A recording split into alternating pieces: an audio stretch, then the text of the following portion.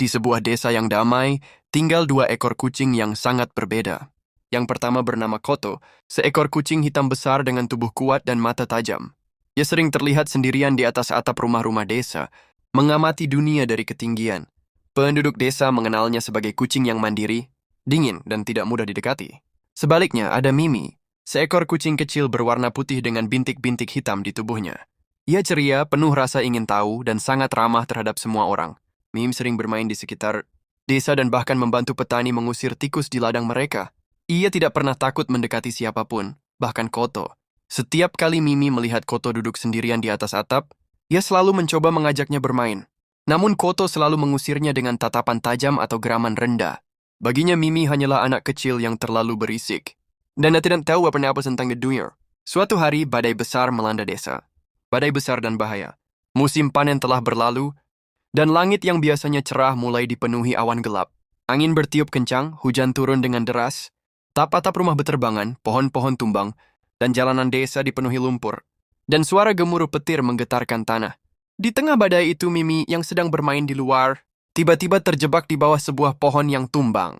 Ia berusaha keluar, menggaruk tanah dan mengeong sekuat tenaga, tetapi batang pohon itu terlalu berat. Hujan membasahi tubuhnya yang kecil, dan angin dingin menusuk hingga ke tulang. Tidak ada seorang pun di desa yang mendengar tangisannya.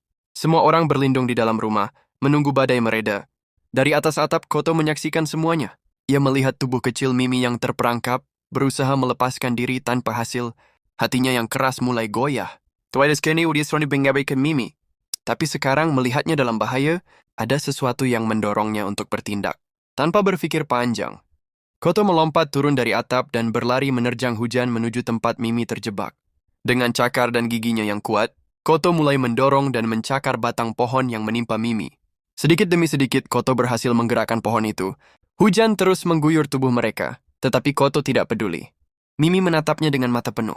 Ketakutan dan kebingungan kenapa Koto menolongnya. Dengan sisa tenaganya, Mimi merangkak keluar dan jatuh ke tanah, terengah-engah. Keduanya basah kuyup dan kelelahan, tetapi akhirnya selamat. Mimi menatap Koto dengan penuh rasa terima kasih.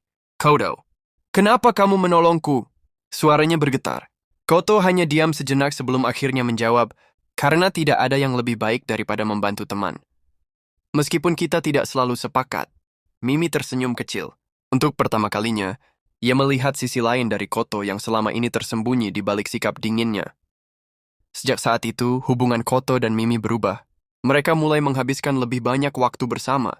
Koto tidak lagi mengusir Mimi, dan bahkan terkadang ikut berburu tikus di ladang. Di malam hari, mereka tidur bersama di bawah pohon besar, menikmati angin sepoi-sepoi dan cahaya bulan. Mimi mengajarkan Koto bagaimana caranya bersenang-senang bermain dengan dedaunan, berlari mengejar kupu-kupu, atau sekedar berguling di rumput. Sementara itu, Koto mengajarkan Mimi untuk lebih berhati-hati, tidak terlalu ceroboh, dan memahami bahaya di dunia luar. Penduduk desa mulai memperhatikan perubahan ini. Mereka yang dulu takut pada Koto kini mulai mendekatinya, berkat Mimi yang selalu berada di sisinya. Namun, kehidupan mereka yang bahagia diuji kembali ketika sebuah wabah penyakit melanda desa. Penduduk mulai jatuh sakit dan tidak ada obat yang bisa menyembuhkan mereka. Satu-satunya harapan adalah tanaman. Obat yang hanya tumbuh di hutan yang jauh. Yet biar bahaya. Tanpa ragu, Koto dan Mimi memutuskan untuk pergi mencari tanaman itu. Perjalanan mereka penuh dengan tantangan. Hutan itu gelap dan dipenuhi makhluk-makhluk liar. Mereka harus melewati sungai deras, menghindari ular berbisa, dan bersembunyi dari predator yang mengintai dalam kegelapan. Suatu malam, saat sedang beristirahat di balik sebuah batu besar, mereka mendengar suara geraman dari dalam semak-semak. Seekor serigala liar muncul, matanya berkilat tajam di bawah sinar bulan. Mimi mengecil di tempatnya, ketakutan. Tapi Koto berdiri tegah, bulunya berdiri, dan matanya menatap tajam ke arah serigala itu. Dengan geraman rendah, Koto menunjukkan bahwa ia siap melindungi Mimi. Serigala itu akhirnya mundur, menghilang ke dalam kegelapan.